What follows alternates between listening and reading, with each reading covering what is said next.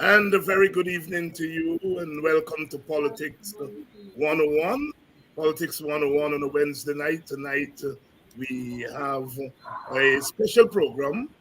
It's um, it's Wednesday night, and wherever you're joining us from, I would like to welcome you to the program. And if you're joining us from Guyana, welcome to Politics 101. If you're joining us from outside of Guyana, welcome to Politics 101. Those of you who are joining us from Berbice, welcome to Politics 101. Of course, those of you from down the river, the Kanji Creek, welcome to Politics 101. Big shout out to the people of Baracara. You're perhaps the most famous Guyanese now. Welcome to Politics 101 if you are joining us. All of you from Essequibo, welcome to Politics 101. Those of you joining us from the wider Caribbean, welcome to Politics 101. A special good evening to those of you joining us from Barbados. Welcome. Good evening to you in the United States of America, New York area, Brooklyn, Queens, the Bronx. Those of you who are a little bit there, up there in Connecticut and Boston. Welcome to Politics 101. I'm not forgetting those of you who are joining us from down south, our very, very, very faithful viewers from Georgia and South Carolina, and I see some of you joining us here from Texas. From Texas, welcome to Politics 101. Those of you joining us from Chicago, good evening to you. Good evening, Louis. Good evening, Patricia. Keith, my brother, good evening, and welcome to Politics 101. Sandra, welcome to Politics 101. Those of you joining us from Jamaica, we got a few emails and texts from Jamaica. We got quite a lot from Grenada and St. Lucia on our programs this week. Of course, we have been featuring the exploits of Shamar Joseph, and it's amazing how cricket still brings us together. Thanks for all the comments, all the messages, and those of you who messaged about last night's program. Dr. Thomas, of course, like so many of us, breaking down in public, and we were chatting backstage. And I was remarking to Dr. Thomas that I had forgotten that he cried on the program, like so many of us, until I woke up this morning and saw the responses to the program. Yes, we are all emotional. It means so much for us. CLR James's dictum, cricket goes beyond the boundary. And, you know, when you saw Shamar Joseph running for the boundary, CLR James came to mind. Good evening to all of you. Good evening to those of you joining from where I am in Arizona. Good afternoon, because it's very much afternoon here. Good afternoon to you and to the loyal viewers, all of you who were joining us from Europe, especially the United Kingdom and France. We are so grateful to you because you all, it's now after 11, going on to 12 o'clock in there, and you all are here every night.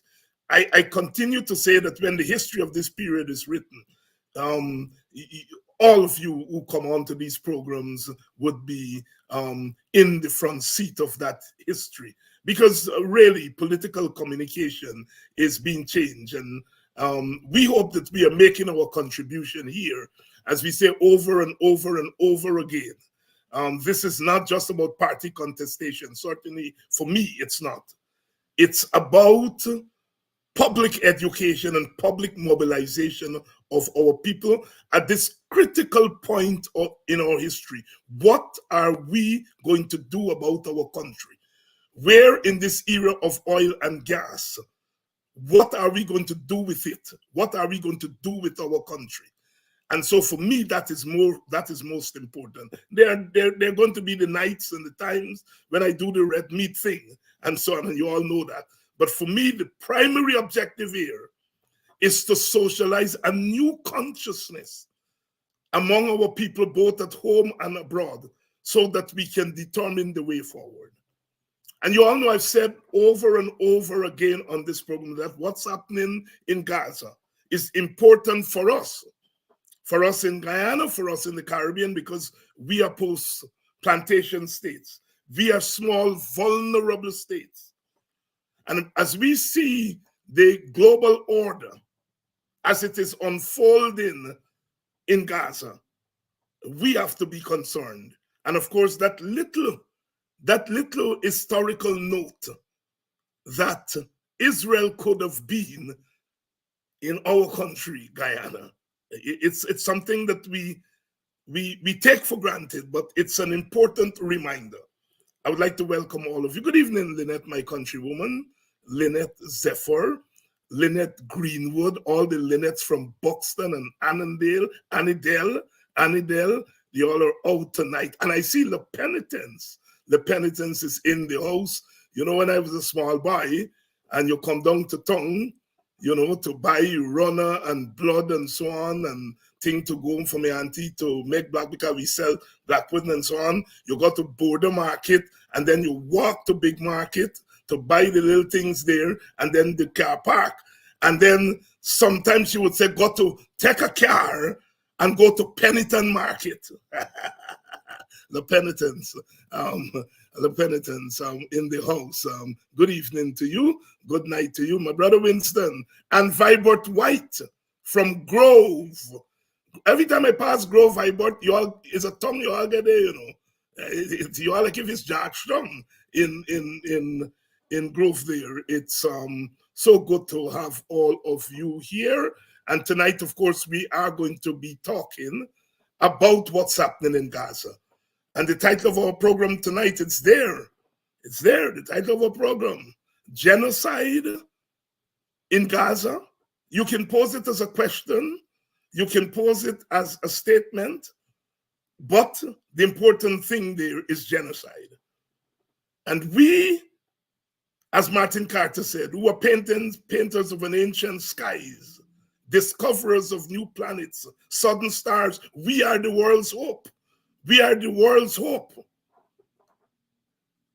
And it's societies like ours that have to raise our voices, as the South Africans have done, in raising their voice and putting their country on the line by going to the ICJ and putting this matter, as they say, within the mainstream. And we in the Caribbean have to do our part. We played an important role in the dismantling of apartheid. Very important role at the level of politics, at the level of sports, at the level of culture, at the level of material assistance. We played an important role in the dismantling of apartheid. Viv Richards could have been the first millionaire cricketer. He turned it down. He got $1 million check to go and play in South Africa. And he said, and I quote, honorary white? Honorary white? How can I be an honorary white? We know that Brian Lara would become the first millionaire cricketer from our region. But Viv Richards gave that up to show solidarity with South Africa.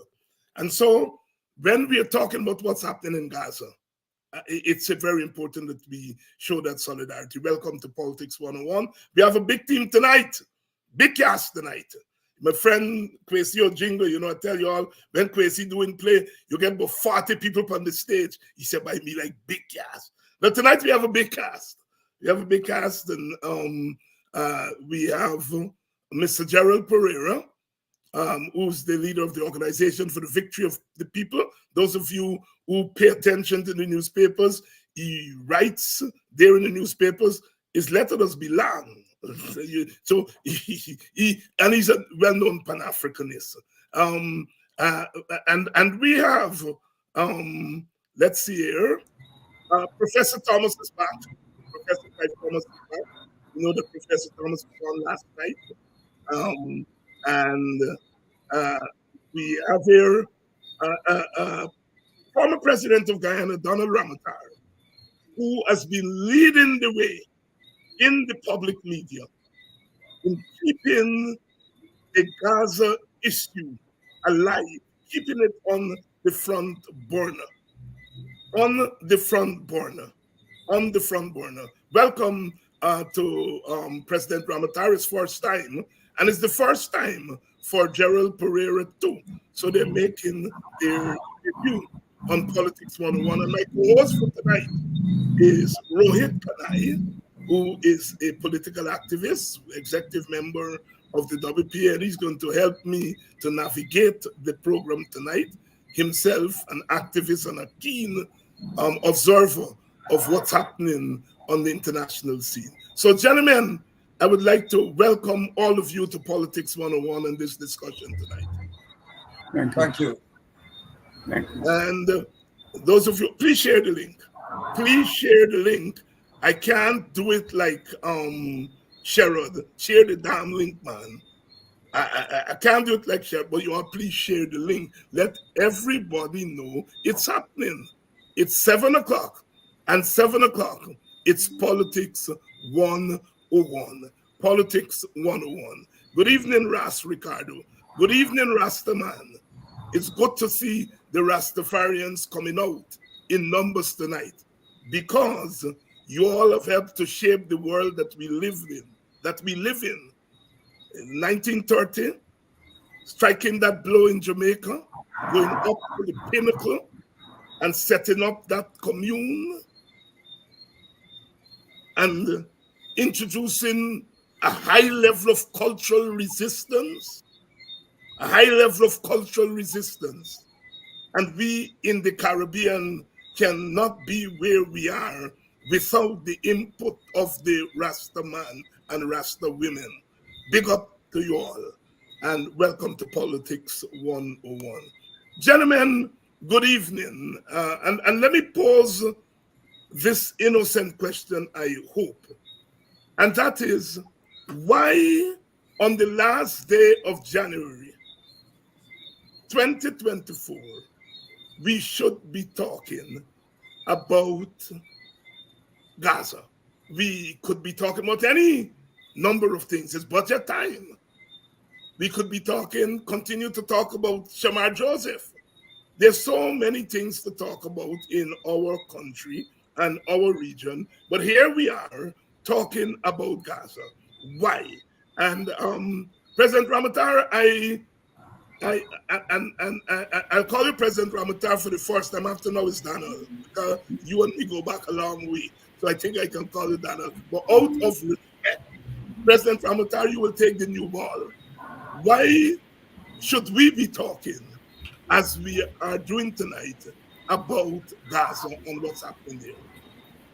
Well, I think you hinted to it at the beginning of your introduction that Guyana cannot be seen as an island only with its own problems, that what happens in the rest of the world affects us as well. And what is happening in Gaza now is affecting everyone in the whole world at this point in time. That it is actually testing our humanity. Who would have thought that at this 21st century, after all humankind's advances, that we would have something like this happening in the Gaza, a Holocaust? I don't think there's another word that probably captures what is happening there better than the term Holocaust that was done by Hitler in the 1940s, because that is exactly what is taking place in the Gaza. There's a systematic and there's genocide taking place there. The very fact that hospitals are being targeted, schools are being targeted, children are being targeted, tells me very clearly. And then the continuous bombing, almost 2 million people out of 2.4 million people without homes, living in tents in their own land, um, tells me that it is genocide and it's something that we have to be very concerned about. Because once human rights are degraded in any part of the world, it can happen in other parts of the world as well. And therefore, I think that we have a duty more than just mere solidarity. We think we have a duty to stand up, to call a spade on this issue. Call a spade on this issue. Former President of Guyana, Donald Ramotar, starting us off tonight. Let me come to you, Gerald. Why should we be talking? You've heard the president. Why should we be talking about what's happening in Gaza? Okay. Greetings to everyone, and thank you, David, for having this hosting this program this evening. I would also like to give a special salute to former President Ramotar for standing up and taking a very principled position in relation to what is happening in Gaza. What is happening in Gaza is unprecedented. I mean, we had before cases of genocide in Kampuchea or Cambodia when the Khmer Rouge carried out the Khmer Rouge policy of driving people from the urban areas into the rural areas, and over almost 1 million people in that Kampuchea were exterminated. And we had the same thing in Rwanda, but this is the first time we've been able to see this thing televised. Genocide, the acts of genocide being televised. We've been able to witness it, and it's something that those of us, if we stand in defense of humanity, we have to call it what it is. It is genocide. The Netanyahu and the Israeli regime is hell-bent on wiping out the Palestinians. I mean, entire bloodlines have been wiped out. This is well documented. More than 10,000 children have been killed. And I think it was yesterday, Israeli special forces disguised themselves as medics and went into hospital and executed what they're called leaders of Hamas. And this has been going on, and nobody, the ICJ ruled, but that's another thing. And no one is able to stop Israel. Netanyahu made it clear. He said neither the so-called Axis nor the ICJ can stop Israel from doing what it's doing. So Israel is above the law, and it's quite clear that Israel, like the United States, are rogue states. We see that the West are active partners in this genocide. They're supporting this genocide. While I have you here, let me ask you a question, Gerald. You lived in that area for a while? Yes, I lived in Libya. You lived in Libya. I traveled the area, yes. You traveled the area? Yes, because former President Ramotar will recall many years ago, Muammar Gaddafi founded what was called the Mataba, right? The word Mataba, which brought together many liberation movements and progressive groups. And you had from Africa, you had many liberation groups there who came to the Mataba, including Nelson Mandela's ANC, the PSC, Steve Biko, Black Consciousness Movement, and the Azapo and Zania People's Organization. So you had all these liberation movements there. And I met the different groups that constituted the PLO, because the PLO is an umbrella organization, but there are different organizations that fall under the PLO. Of course, Fatah, founded and led by Arafat, is the largest of those liberation organizations. Give our audience a sense, because we've been seeing it on television, we've been reading about it, we've been hearing commentaries about it, the way in which people live there, as we would say, packed like sardines, and we have our own memories, historical memories of the slave ships coming across the Middle Passage and being packed in the holds of those ships. Give us a sense of what it is to live on that Gaza Strip. I've never been to the Gaza. I've never been there, but I know I've come into contact with representatives of different organizations. Like, and I just want to make this clear here, David, just to put this in. You know, the Western corporate media has framed this thing as Israel versus Hamas. That is absolutely wrong. That's a big lie. Secondly, I heard someone, a very leading political activist and former minister in this country, said that Hamas was part of the PLO. That's not true. That's the other one that's wrong. And Mr. Ramkaran said there's this false narrative that Israel created Hamas. That's a big lie. What happened was this. The PLO in its early days had different organizations. Like you have the Popular Front for the Liberation of Palestine, which was founded by Dr. George Habash. Then there was a group that split from that called the Democratic Front for the Liberation of Palestine, led by Naif Hawatmeh. Then you have the Palestinian Communist Party. Then there's the Al-Saika Brigade, which was aligned to Syria. And you have, of course, Fatah by Arafat is the largest group. But there are at least, then you had one led by Ahmed Jibril, which is called the Popular Front for the Liberation of Palestine General Command. So what took place on October the 7th when Hamas broke through the fences? Right? Hamas provided the largest contingent of fighters, but there were fighters from 5 different organizations. There were fighters from the Popular Front for the Liberation of Palestine, which President Ramotar, former President Ramotar, is a Marxist-Leninist organization. Then there was another organization, the Democratic Front for the Liberation of Palestine, which is also Marxist, right? And then you had the Palestinian Islamic Jihad, which is a different organization. And then you had the Al-Aqsa Martyrs Brigade. So there were 5 different organizations, and there are 5 different groups along with Hamas that are fighting the Israelis. So to say that it is Israel versus Hamas is a big lie. And there's a reason for them doing that, because they want to picture Hamas. Netanyahu did something which was absolutely ridiculous, trying to compare and saying that Hamas and ISIL or ISIS is the same. No, in ideological orientation, they are different.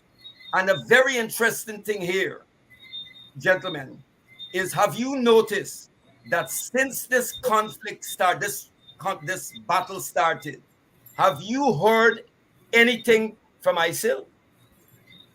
Have you heard anything from ISIL or from Al-Qaeda? No. What ISIL did was bomb. There was they had a memorial activity for General Qasim Suleiman, who was assassinated in a drone attack in Iraq, right? But when Donald Trump was there, they assassinated him with a leader of a group called Katib Hezbollah, which is another group based, a resistance group in Iraq. And when the people gathered for the memorial, ISIS bombed it. You remember that? That was not too long ago. That is what ISIS is doing. Now, isn't it interesting that since ISIL was created, not only ISIL, but Al-Qaeda, go and check the records. They have never touched an Israeli or Zionist target. When the Syrian regime was fighting ISIS in Iraq and in Syria, the Russians intervened and started bombing to soften ISIS forces in a province called Idlib province. And it is well documented that after the bombing, Assad, the loyalist forces, pursued the ISIL fighters, and the ISIL fighters crossed into the Golan Heights, which belongs to Syria but is occupied by Israel, and they went into Israeli territory. And the Israelis responded not by bombing ISIL fighters, but by bombing Assad's forces. This is well documented. In fact, they call ISIS Israeli Secret Intelligence Services. Okay. They are working with the Israelis. It's well documented. And the Americans, and this is important, that the defeat of ISIS in Iraq and Syria was done by the Iranian Revolutionary Guards with the Popular Mobilization Brigades in Iraq. Those were the forces that defeated ISIL. It was not the Western forces. It was not Israel. In fact, Israel is collaborating with them. Mr. General Pereira here, leader of the Organization for the Victory of the People, and we are talking about what's happening in Gaza, what's happening to the Palestinian people, and we are exploring the question. Why should we as Guyanese and West Indians be discussing this issue tonight? I'll now go to Professor Thomas, who's of course no stranger to this audience. Professor Thomas, why should we be talking about what's happening there in the Palestine and Gaza tonight? Well, I share the views and the concerns expressed by both of the previous speakers. But I think that from the point of view of Guyana, we should emphasize a couple of things. One is that we owe an obligation because Guyana is a near miss from being Palestine or Gaza.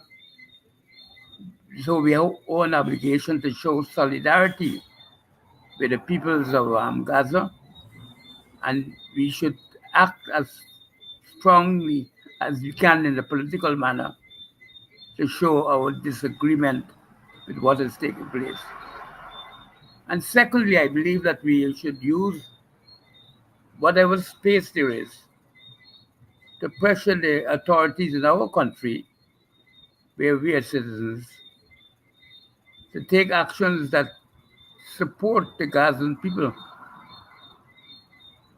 Guyana is now a member of the Security Council, part and parcel of the transformation that has been made possible or coincident with its growth into being a petro state.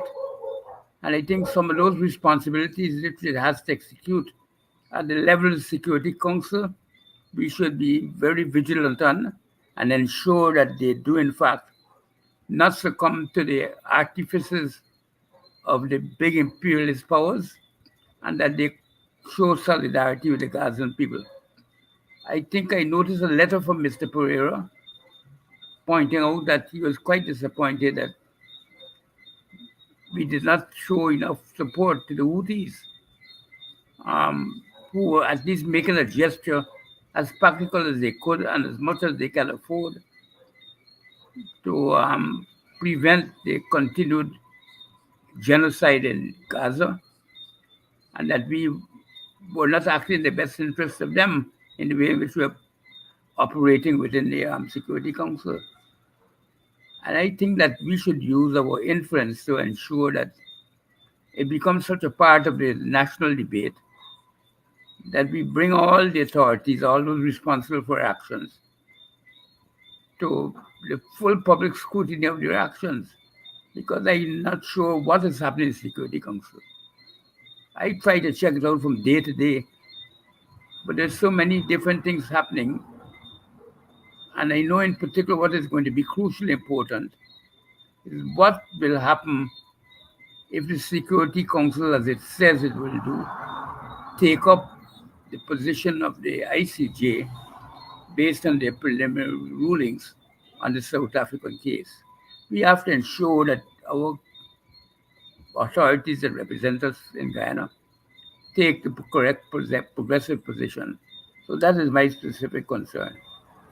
Professor Clive Thomas, of course, a long-standing member and one of the founder leaders of the Working People's Alliance, here weighing in along with former President Donald Ramotar and Mr. Gerald Pereira, leader of the Organization for the Victory of the People, Pan-Africanist, and someone, as you heard from his historical information there very, very familiar with the political and social landscape of the Middle East and so on. Welcome to Politics 101. Wherever you are joining us from, please share the link.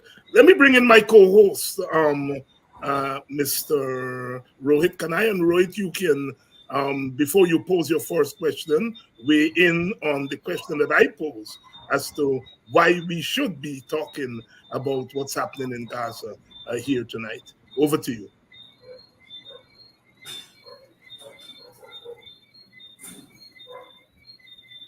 You are muted. We are not hearing you. I will concur with Donald that this is a challenge to our humanity. And the statement made by Mr. Pereira, no one can stop this genocide, I would challenge that. I don't think he actually meant that. America has the capacity to stop it. All they have to do is stop the arms, stop the financing, and enforce the United Nations resolutions. So from my position, the primary agent that can stop this is the United States. Secondly, there's a lot of parallels for Guyana.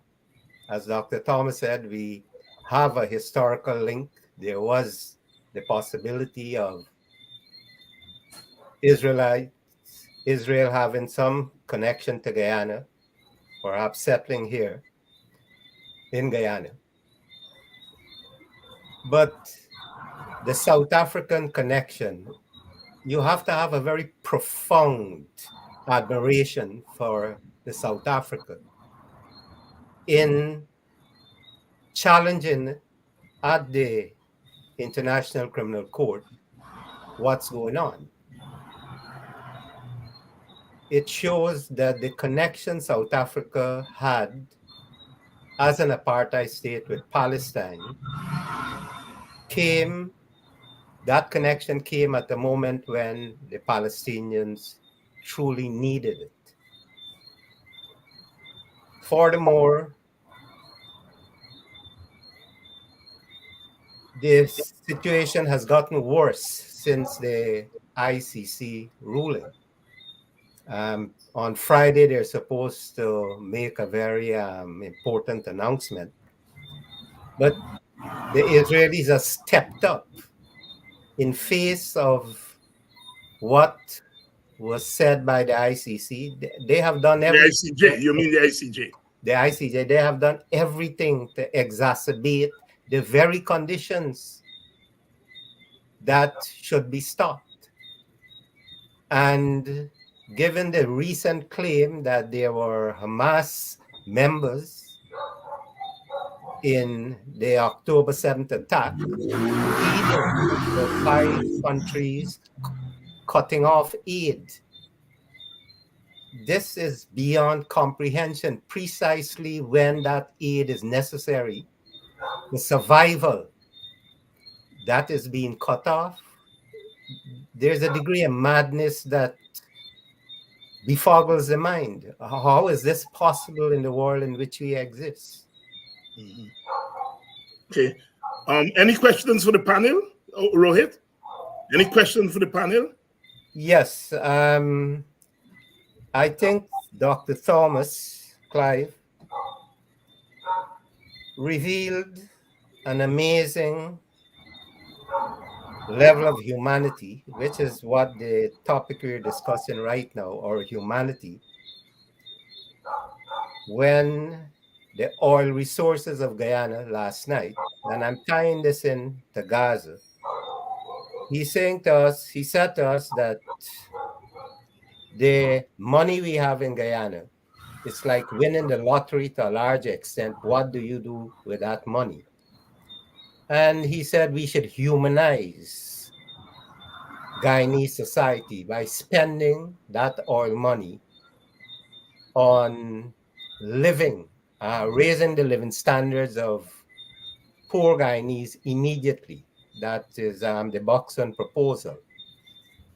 what comes into contrast with me is we have resources to raise humanity to a higher level. And instead of that being done, what we're fighting over is what to do with the resources instead of making that our priority. And this is the same situation we face with in Gaza, how to humanize what is going on there. You have resources. What do you do with those resources? And what we're seeing, resources are used to kill people instead of making conditions human for people existence. So there are lots of parallels that I will go into. Any direct questions for the panel? Questions for the panel? Not at this stage. I will develop it later. Gentlemen, I want to put this question to you because I think it's fundamental to what we're talking about here. It's often said that Israel has a right to defend itself. But Professor Thomas, you have said in the past on this program and other programs that Israel is an occupying state.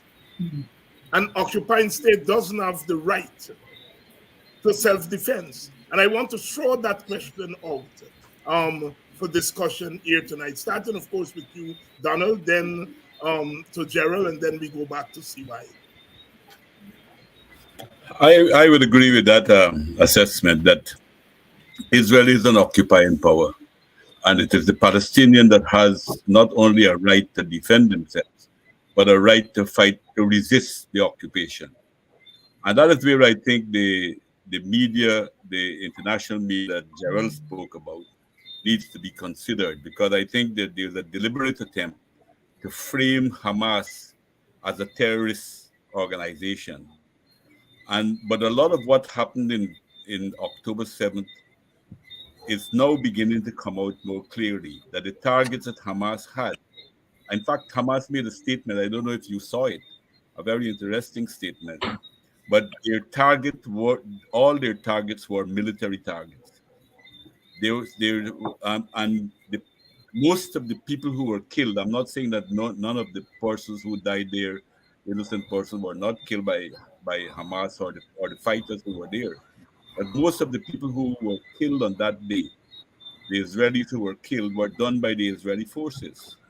That is why even at the beginning of October 7th, they said that there were 1,500 Israelis who died. Then they reduced it to 1,200, and now they reduced it to 1,100, and it's probably about 1,000, because they found a lot of Hamas fighters among the crowd that were killed in the mass party that they had there, the big fair, which says very clearly that Israel used their gunships to go and slaughter people, and they didn't want Hamas to take any hostages. Actually, they were killing hostages and the fighters who were there at the same time. There was a case where there were two women who died in a house. That house was blasted by an Israeli tank. They burnt together because they thought that Hamas fighters were in that house itself as well. So, and then you remember the hysteria that was raised, that babies were beheaded, women were raped. All of that proved to be not true, because there is a deliberate attempt to demonize the Hamas fighters. Some of it, they're coming into some problem in convincing people, because when you looked at the release, the people who Hamas was releasing, you could see that there seems to have been a pretty cordial relation with those that Hamas had. When they were releasing them in good faith. Even some of them give interviews and said how well they were treated by Hamas, which goes against everything that Israeli said and the way the Israelis treat the Hamas prisoners. So that is I think that the first thing to point out, that Hamas is not a terrorist organization. It is a liberation movement fighting for the freedom of the Palestinian people so that they can have a state of their own. It's the same thing with the Houthis, where the United States used the resolution of the Security Council to attack Yemen.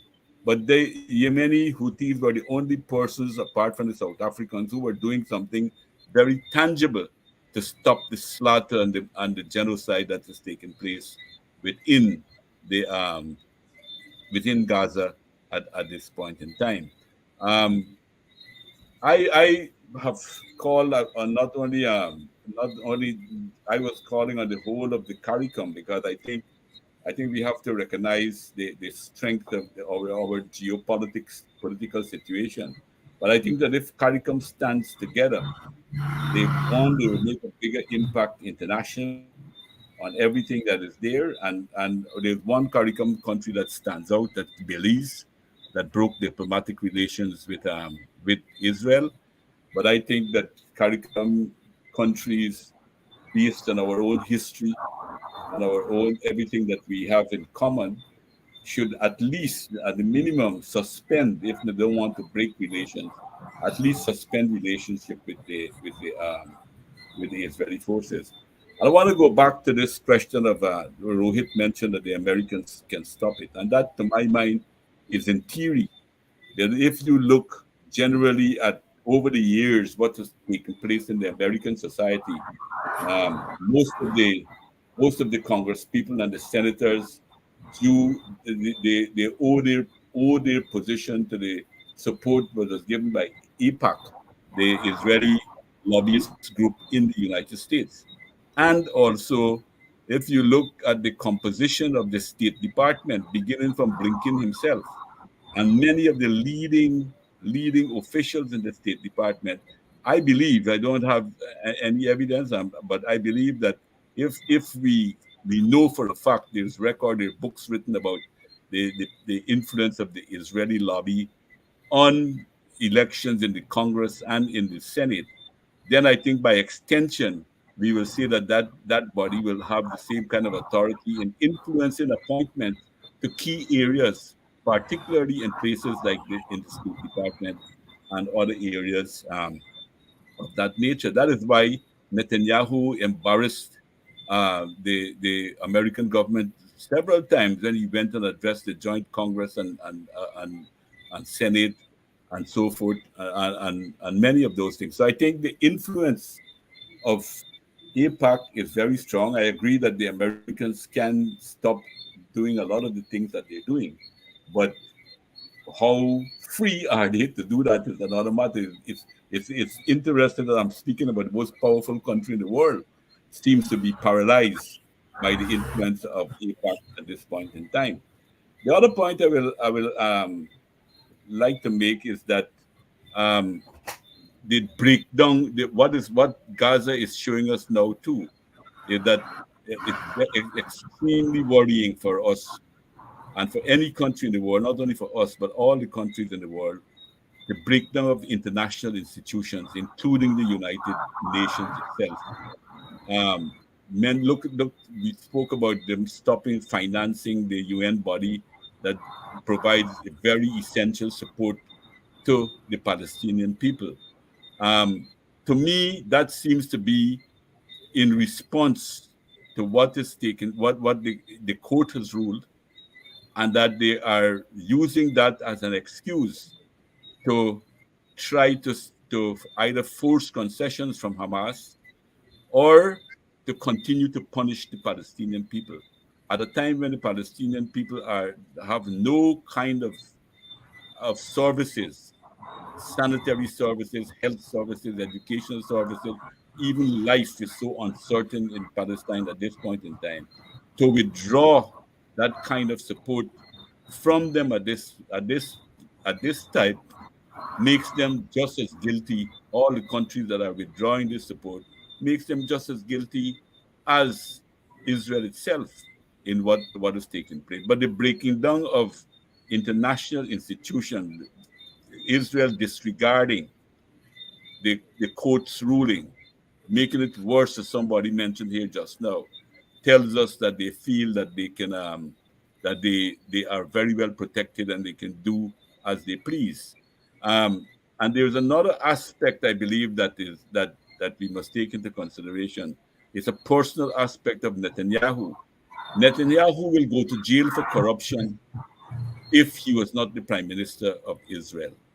And he is doing everything to ensure that this war continues so that he will not be arrested and put in prison. So that he has also, apart from the general right-wing fascist forces that actually control Israel today, he has also a personal interest in keeping this war going. And that is one of the reasons that I believe that he's appearing to be so stubborn and even refusing to listen to the United States and making them seem for the first time so impotent in doing anything to stop the slaughter that is taking place in the Gaza.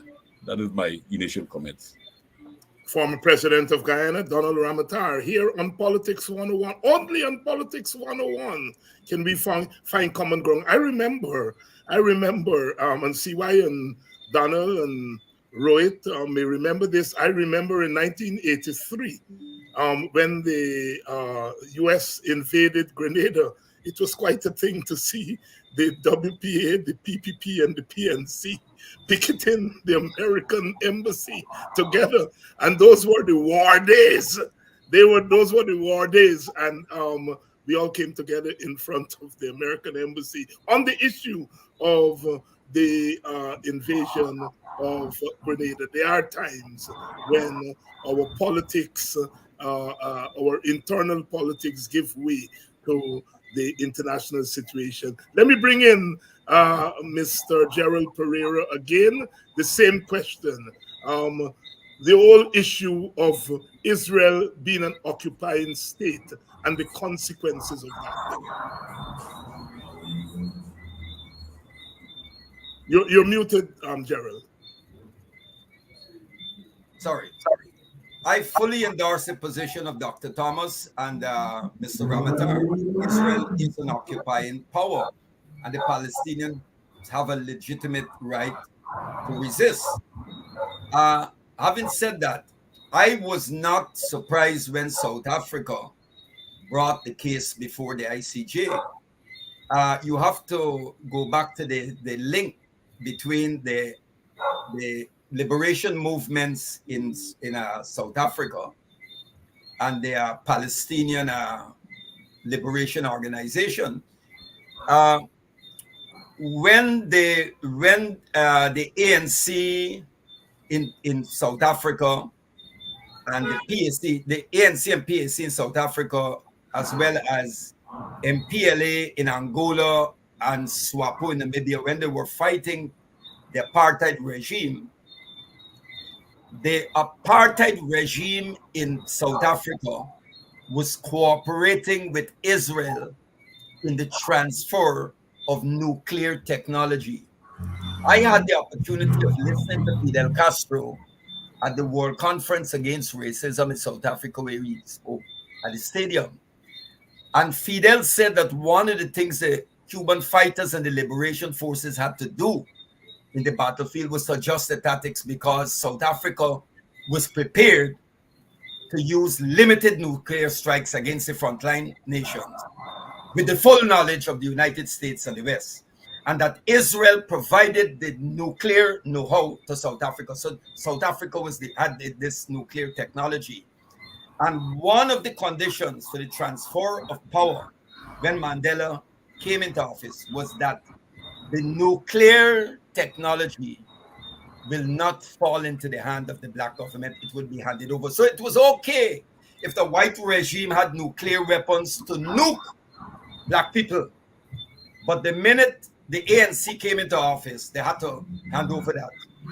Fidel Castro said that is well documented. When Mandela came out and he was interviewed, he was on the Ted Koppel show. He said, in our darkest moments, when our backs were to the wall, there were three men who stood with us. He said, Colonel Gaddafi, Fidel Castro, and Yasser Arafat. The PLO, with limited resources, trained African freedom fighters and prepared them for that battle that they had at Quito Carnival that forced South Africa to the negotiation table, because the military option was no longer. They couldn't. So Mandela went and he visited Gaza. There's a big statue of Mandela in Gaza. So this struggle, this solidarity, the African liberation movement have always stood with the Palestinian struggle, and the Palestinian liberation movement have always supported the struggle against apartheid. So you have that concrete solidarity existing. It goes back for years. And what little is known about this, that when the Cubans were fighting at the Battle of Quito Carnival, there were some Palestinians who volunteered to go and fight alongside those liberation forces. I think some of them came from the Popular Front for the Liberation of Palestine, because some of those groups had close connection to AZAPO, Tanzanian People's Organization, because you know what, the AZAPO was more Marxist-Leninist. ANC was not a Marxist organization or such. I think all the gentlemen here are aware of that. So I was not surprised when South Africa brought that case, because who felt it, feels it, knows it. So the South Africans know what apartheid is about, right? And they brought that, and the people in Gaza were rejoicing, you know, that this was done. And, you know, you look at it and you see some of the Arab nations, right? And countries that are meant to be Muslim taking positions that are helping the Zionists. And this just shows you that it brings you back to the class analysis too of the Popular Front. Because what distinguishes the Popular Front for the Liberation of Palestine and the Democratic Front for the Liberation of Palestine from Hamas is they brought in a class analysis. They were saying that while we are fighting the Zionists, we have to take the battle to these bourgeois Arab regimes that have facilitated Zionism. And you've seen it, you're seeing it, you're witnessing it. You have the Houthis throwing missiles at Israel and the Israelis, and Jordan is intercepting it. You know, the Saudis actually cooperate with the Zionists. In fact, one of the positions that were taken that came up for a ceasefire that Qatar came up with was prepared by the Zionists.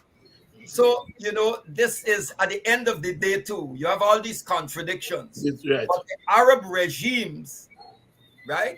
Not one Arab country, right, have been able to say, look, let's put an end to this. And it's only the Houthis. The Iranians provided help to the Houthis and Hezbollah and those groups. But they are not state players. They're not state actors, though they're very powerful. But you know, you have this is taking place, and Saudi Arabia and all of them, you know, the Saudis do big business with the United States. They have tremendous investment in the United States, and the US takes all that money and give it to Israel. And Mr. Ramotar pointed out something earlier. AIPAC is a very, very powerful lobby. They can make Congress people and they can break you. Look at what they did to that sister from Harvard University. Really? Look at what they did. Yeah. You know?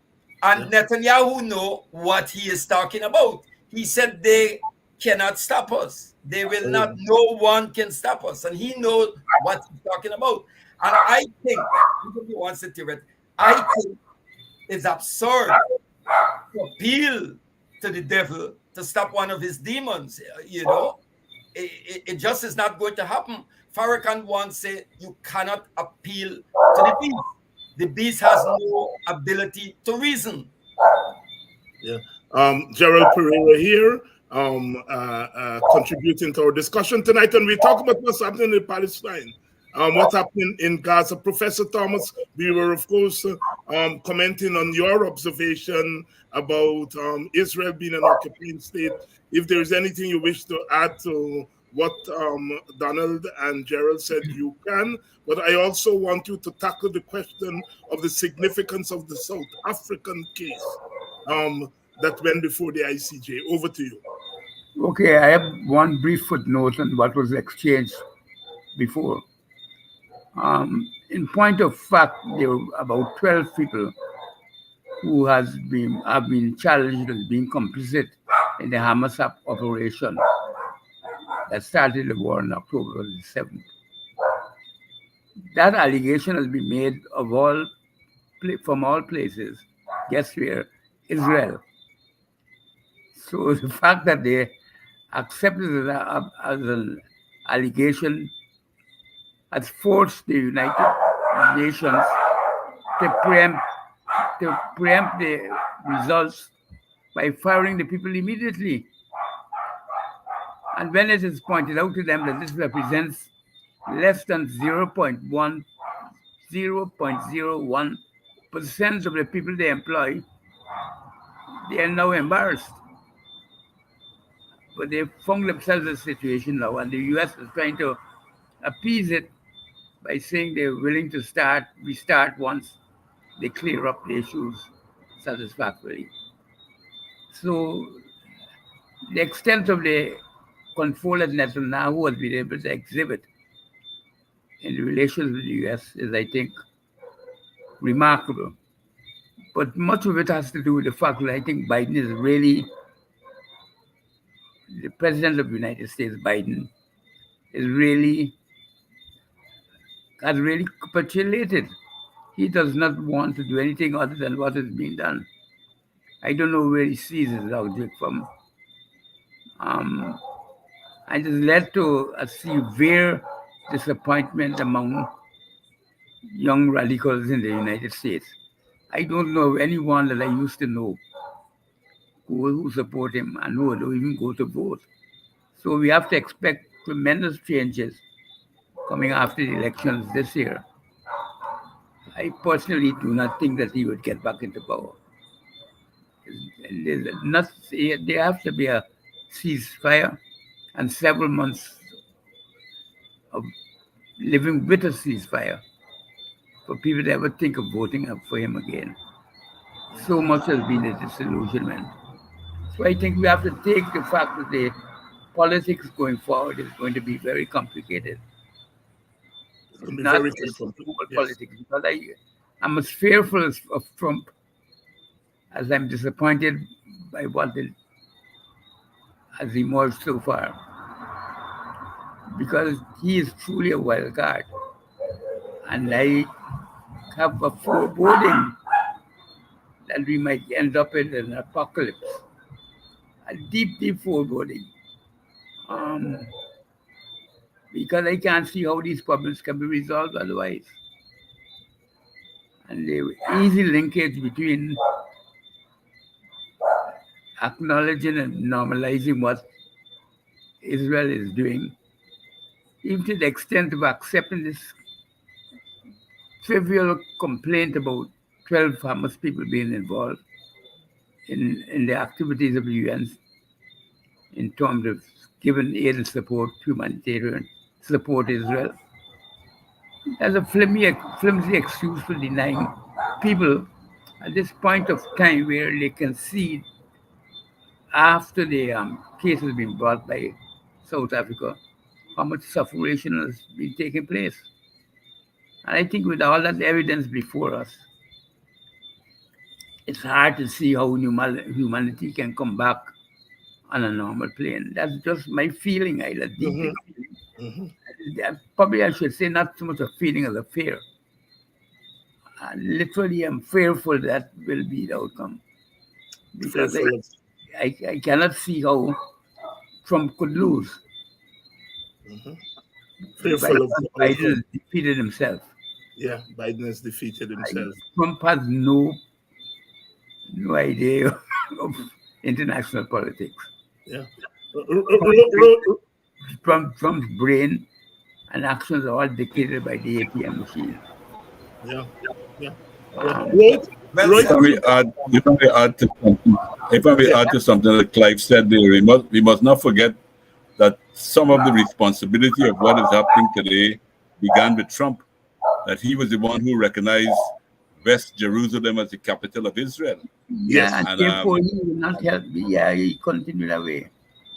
And he has displayed a very, very strong support for Israel. For those who think that he will bring any kind of relief to the situation in Gaza, I think they should think again. Yeah, very tough situation there in the United States of America. We are discussing what's happening in the Palestinian and Gaza. Rohit, you want to comment on the issue of Israel being an occupying power and the consequence for that of what's happening there? Yes, Dr. Normal Finkelstein, he's a scholar on this Israeli-Palestinian situation, and he said, yes, as an occupying power, the Palestinians have the right to resist, to fight back, and they cannot be faulted for anything they do, given the fact that Israel has an air force, it has sophisticated weaponry. The Palestinians started their fight back with stones and whatever they could use against the occupying power. So on the plane of legality and morality, the Palestinians can do nothing wrong in terms of resisting an occupying power. The fact that the court has linked October 7th in their deliberation to the South African case of genocide, really the two things should not be connected. It seems as if the court is somehow appeasing some moral condition in linking what the Israelis are doing to the Palestinians with October 7th. The two things, even though it seems to be obvious, has no relationship. And of course, we are going to talk about the case, the South African case, the case brought by the South Africans, the ruling of the court, and how do we see that going forward. But before we go there, Gerald, you introduced a footnote in history there that has always been and is always on my mind, that when President Mandela came to the United States and he was interviewed by Ted Koppel, he gave a particular response, and as someone who plays around a little bit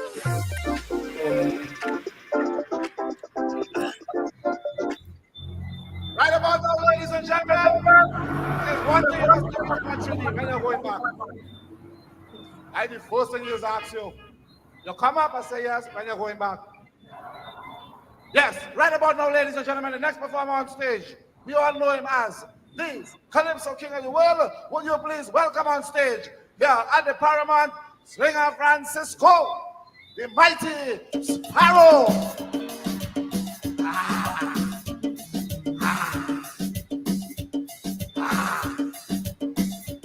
Who there?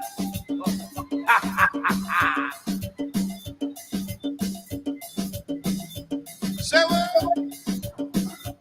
Say what? This is the story about something that is happening right now.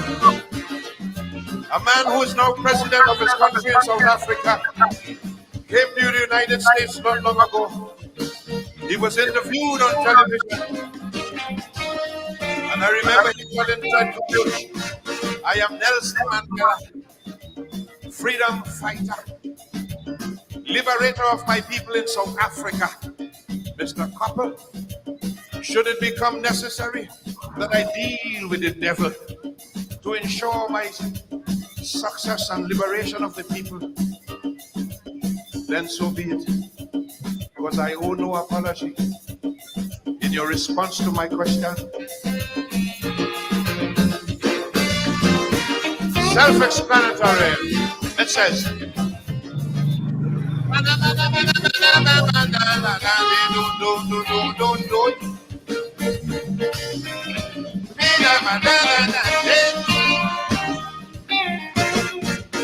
Interviewing Nelson Mandela on a TV show. Ted Koppel was the interviewer. I want you to know. He wanted Mandela to condemn Muammar Gaddafi, Fidel Castro, Yasser Arafat, right there on TV. Mandela said, these people helped me when apartheid was on the rise. I dealt with them out of necessity, so I do not apologize. You're here. Though it grieves me to see the people suffering, but chains of bondage have been placed on my head to impede my progress. And then the man said, thorns and crystals have been laid on my bed to curtail my rest. I've been tortured and I suffered immensely. They isolate me, incarcerate me. Still in spite of their barbarous cruelty, I will never apologize for my identity. Tell them, you remember that interview? You saw it? Ay, ay, ay.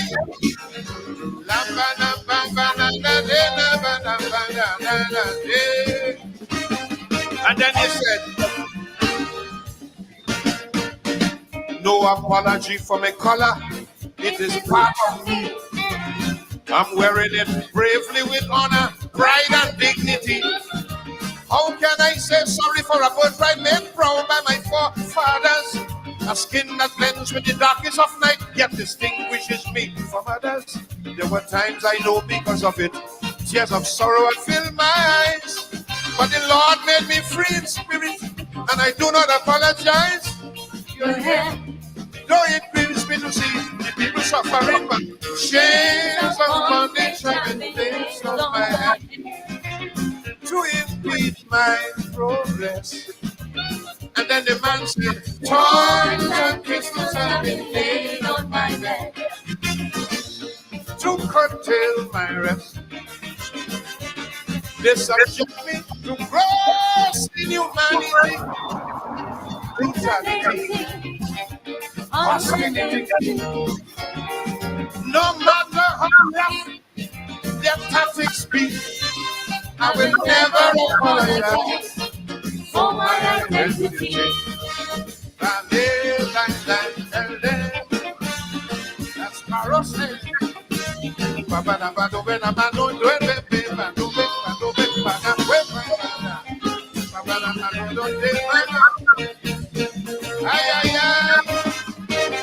And then he said, I owe no apology. Personally, I have done no wrong.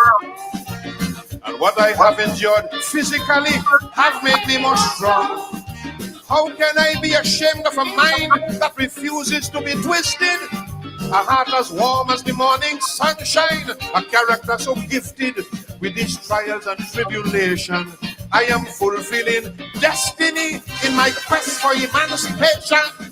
I owe no apology. Though it grieves me to see the people suffering, but chains of Yes, the mighty Sparrow, the king himself, the master, capturing that important moment, that interview with Ted Koppel, that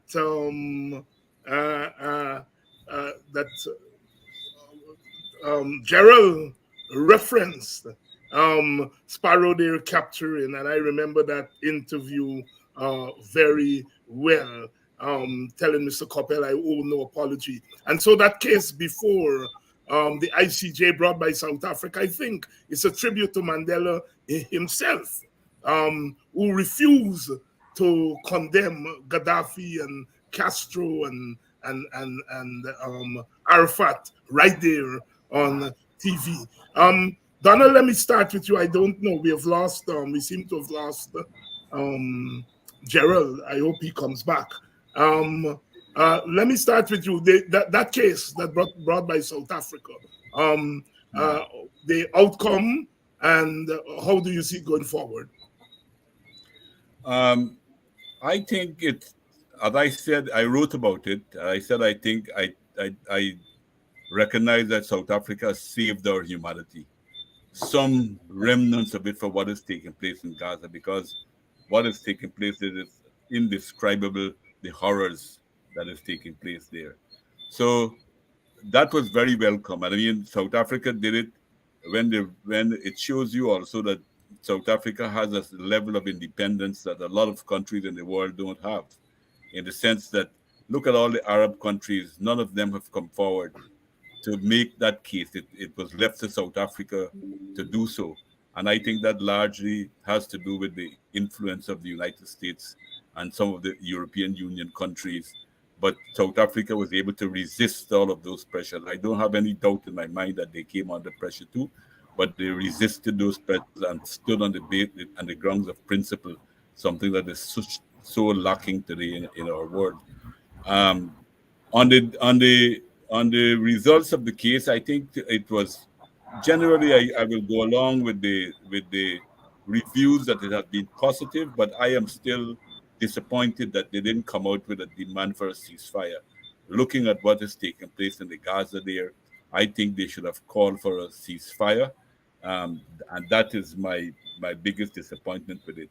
What is taking place now? I don't. We will know because Israel is supposed to make a report in a month's time, but it's very very clear that they are disregarding completely the decision of the court, and it is exposing what I just mentioned, the terrible situation that we face in the world, where international institutions and all this talk about the rule of law that we hear so constantly particularly from forces in the West, seems to be collapsing all around us.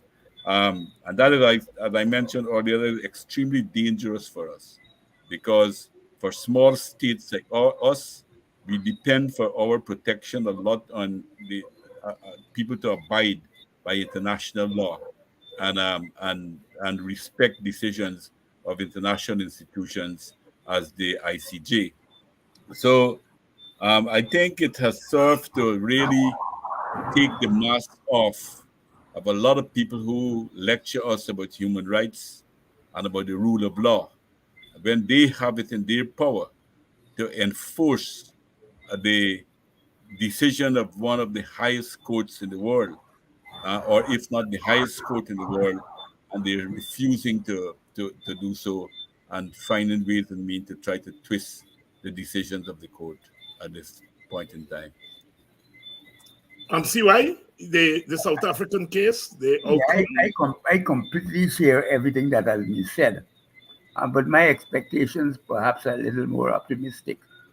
I think the signs that we're seeing now, the gathering of the security heads in Europe from South Africa, United States, and Israel, they're offering a plan, means that the South Africans are, the Israelis are fearful that the South African case, when reported on within a month, might lead to more urgent action on their part. So they're trying their best to gain an advantage on the battlefield. So I treat this as a normal expectation that you would hold out when you're coming close to an agreement. You scramble for positions. And I think that's what they're trying to do. They're trying to advance as far as possible their position in the negotiations. That's why they made the accusations about the UNRWA agency, the humanitarian agency. That's why they're going to extremes like assassinating people openly and in public, in the sense that journalists are able to capture the assassinations and film them and circulate them, because they're trying to set up the ground rules from which they will want to begin to negotiate the final settlement. So I treat this paradoxically as a sign that a settlement is likely to be on the way. But I agree with the analysis that was given by Gerald.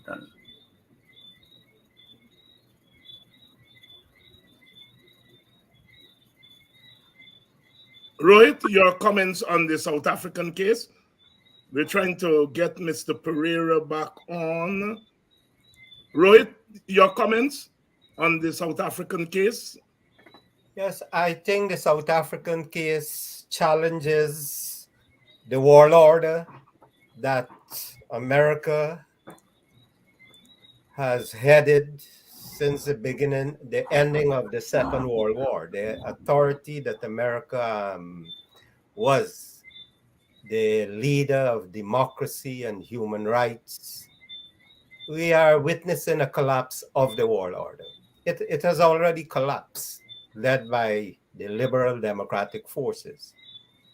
And the reason why I said that America has the capacity to stop what's going on and refuses to stop it signals that collapse. America has to be held responsible, whether their internal interests or their external interests goes against them, acting decisively in a way that human rights is respected.